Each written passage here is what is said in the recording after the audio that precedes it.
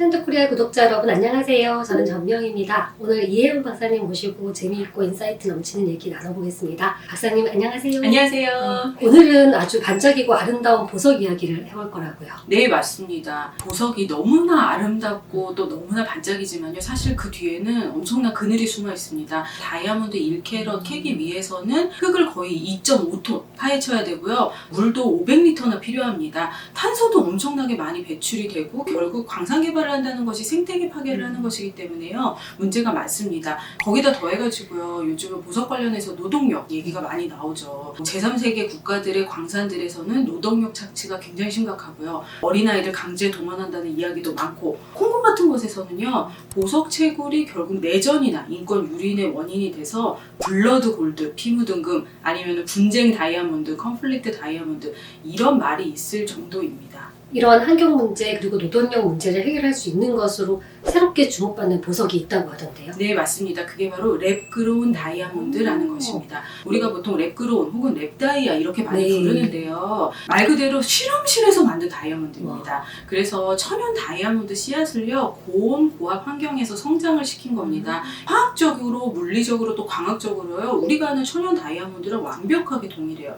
다만 시간이 적게 걸린 겁니다. 우리가 요 실험실에서 다이아몬드를 만들 때 쓰는 고온 고압 조건을 재현을 하고요. 그 다음에 진공 상태에서 탄소가 풍부한 가스를 쭉 가열을 해서 다이아몬드를 크게 만드는 겁니다. 이게 결국 환경적 이점을 너무나 가지고 있습니다. 왜냐하면 1캐럿을 만들 때 쓰이는 물 소비량이요. 한 18.5리터 정도로 압도적으로 적고요. 당연히 광산에서 캐는 게 아니니까 토양 오염이나 탄소 배출 거의 일어나지 않습니다. 이렇게 환경적으로 좋다 보니까요. 이 랩그로운 다이아몬드가 가격적으로 굉장히 합리적이에요. 그런데 사람들이 여기기로는 단순히 저렴한 대체제가 아닙니다. 오히려 윤리적인 선택으로 사랑받고 있어서요. 예비 신랑 신부 한 12,000명 대상으로 한 설문조사에서 응답자의 3분의 1 이상이 천연 다이아몬드가 아닌 랩그로운을 오히려 선택했다고 합니다.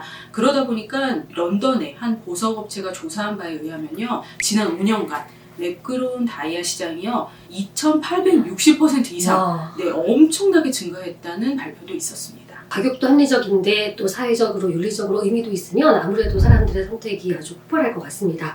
기업들도 이런 변화에 반응하고 있나요? 네, 맞습니다. 천연 다이아몬드 독점업체로 유명한 드비어스가요 2018년에 랩그로운 브랜드를 냈습니다. 이름을 라이트박스 주얼리라고 했고요. 또 판도라라는 또 액세서리 업체에서도 천연 다이아몬드 제품 판매를 오히려 중단하고 랩그로운으로 모든 라인을 변경했습니다. 우리나라에서도요 로이드가 엘다이아라는 브랜드를 런칭했고요. 또 다이아몬드 포레스트라는 브랜드도 새로 생겨났을 정도입니다. 아무래도 시장의 트렌드를 리딩하는 유명인들, 인플루언서들 이런 분들도 이런 변화에 동참할 것 같은데요. 네, 맞습니다. 특히 이제 사회적으로 영향력을 많이 끼치고 싶어하는 연예인들이 중심인데요. 해리포터 헤르미온느 역으로 유명한 엠마 왓슨이 아무래도 지속 가능한 패션 이런 것들을 많이 주장하시는데요. 랩그로운 다이아몬드 반지를 착용하고 나오고 있습니다. 또 가수 리아나도요. 30세 생일 파티에서 16캐럿짜리 랩그로운 다이아몬드가 세팅된 금반지를 착용했습니다. 또 영화배우 페넬로페 크루즈도요 자신만의 랩그로운 브랜드를 런칭했고요.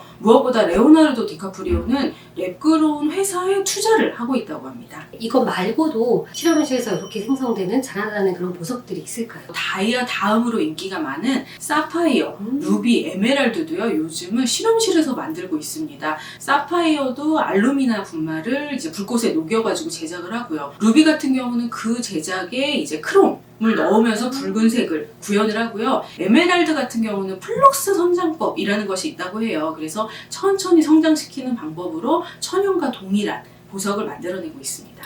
또 한편으로는 이렇게 보석을 만들어내기도 하지만 기존 보석들을 재활용하는 시장도 커지고 있다고 들었는데요. 네, 맞습니다. 재활용 금 시장이요 점점 커지고 있습니다. 이 재활용 금이라는 게 어떤 거냐면요. 오래된 주얼리, 또 오래된 금화, 아니면 전자제품이나 치과 치료 했을 때 썼던 금을 녹여가지고 정제한 것입니다. 사실 순금은요 몇 번을 재련을 여러 번 반복해도요 품질이 절대 저하되지 않아요. 그러다 보니까 2024년 기준으로요 전 세계 금 공급량이 4,974톤인데 그 중에서 27.5%가 재활용 금이라고 합니다. 이것도 결국 환경적 이점이 엄청나게 있습니다. 새로 채굴할 필요가 없으니까 물이나 탄소 거의 안 쓰고요. 또 정제 과정 과정에서 수은을 사용할 필요가 없기 때문에 토양 오염도 방지되고 있습니다.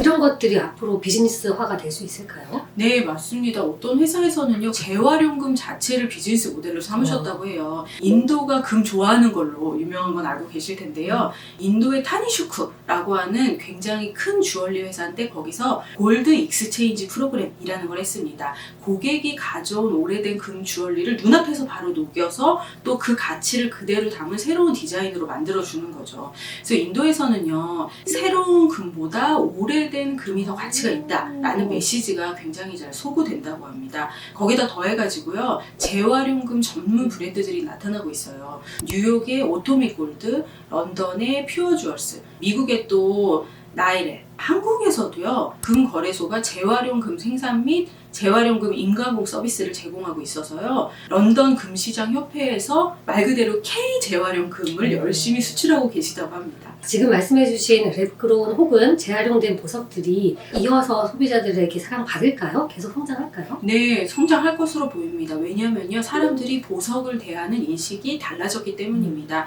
과거에는요, 보석이라는 것이 희소성 혹은 브랜드 네임이 붙어있는 중요한 물건이었어요. 이제는요, 보석이 물리적 생산 과정이나 환경 영향이나 개인의 가치관이 중요한 물건으로 인식되고 있습니다. 빈티지, 스토리텔링의 대상으로서 보석이 여겨져요. 이 금이 100년 전 누군가의 반지였을 수도 있다라고 하는 그런 스토리텔링이 소비자들의 마음을 움직이는 거죠. 게다가 이 윤리적 소비라는 것 자체가 굉장히 확산됐습니다. 이 천연물의 채집 단계부터 얼마나 환경이나 인권을 생각하느냐, 이런 것들이 윤리적 소비로 연결이 되다 보니까 보석에서도 윤리성과 합쳐지는 트렌드가 나타나고 있습니다. 앞으로 비즈니스 관점에서의 전망은 어떻게 변화할까요? 소비자 자체가 변하고 있다는 점이 굉장히 중요합니다. 지금 세대는요, 정말 가치 소비를 중심으로 소비를 하고 있어요. 그러다 보니 이러한 친환경 보석 브랜드들이 이들을 충분히 만족시키고 있습니다. 3D 프린팅 기술이 발전을 거듭하다 보니 말 그대로 보석을 만들어내는 것이 가능합니다.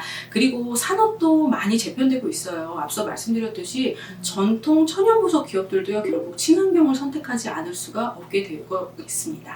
결국은 소비자들이 변하면 기업들은 따라갈 수밖에 없다. 이런 네. 말씀인 것 같습니다. 네, 오늘 아주 의미 있는 인사이트 주신 우리 이혜원 박사님 감사드리고요. 이 방송 보시는 여러분들께서도 여러분들의 빛나는 미래를 위해서 진짜 의미 있는 보석 한번 선택해 보시면 좋겠습니다. 고맙습니다. 감사합니다.